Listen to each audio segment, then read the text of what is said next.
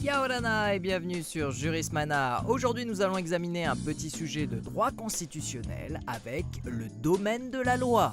Avant la Ve République, la loi était simplement la règle adoptée par le Parlement et pouvait concerner n'importe quel sujet et même s'appliquer à un cas particulier. Le domaine de la loi était sans limite, alors que le pouvoir réglementaire du gouvernement était essentiellement limité à l'application des lois. La Constitution du 4 octobre 1958 a créé un véritable domaine de la loi pour soustraire du champ d'action du législateur les questions relevant davantage de l'administration et de la gestion courante des affaires publiques. En effet, sous la Troisième et la Quatrième République, le fait que le législateur puisse tout faire était plutôt contre-productif. N'oublions pas qu'une loi est souvent longue à faire adopter, alors que le pouvoir exécutif peut être beaucoup plus rapide par l'intermédiaire de son pouvoir réglementaire, ce qui semble plus adapté pour certains domaines d'intervention. La Constitution définit le domaine de la loi dans différentes dispositions, mais principalement à son article 34.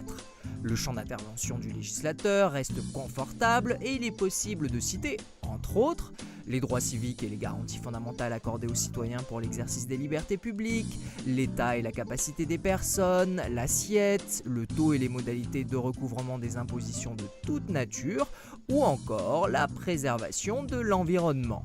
Selon l'article 37 de la Constitution, les matières autres que celles qui sont du domaine de la loi ont un caractère réglementaire.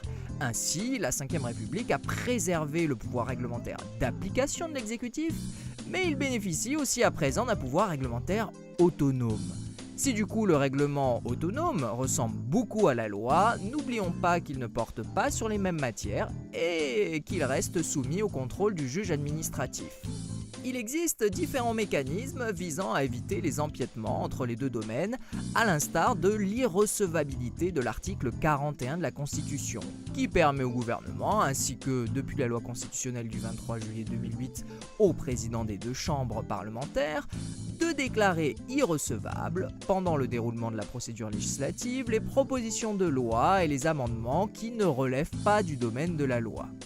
Il existe aussi la procédure de délégalisation fondée sur l'article 37 alinéa 2. Cette procédure peut être mise en œuvre quand une loi a été adoptée dans un domaine relevant du règlement pour permettre au gouvernement d'en modifier les dispositions par une saisine du Conseil constitutionnel. Il convient toutefois de noter que le Conseil constitutionnel, dans sa décision numéro 8243 du 30 juillet 1982, a jugé que la Constitution n'a pas entendu frapper d'inconstitutionnalité une disposition de nature réglementaire contenue dans une loi. Des lois peuvent donc contenir des dispositions de nature réglementaire sans que cela soit considéré comme contraire à la Constitution. Et voilà, nous en avons terminé avec le domaine de la loi. J'en profite pour faire un peu de publicité pour la très active association ADECOM 7374 dont vous trouverez le lien dans la description de cette vidéo.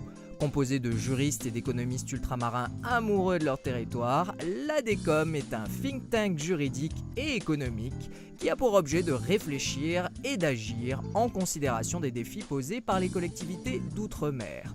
En tout cas, n'hésitez pas à aller faire un petit tour sur leur site et à consulter leur revue Le Mirador. Merci à tous et à très bientôt sur Jurismana. Parheyane!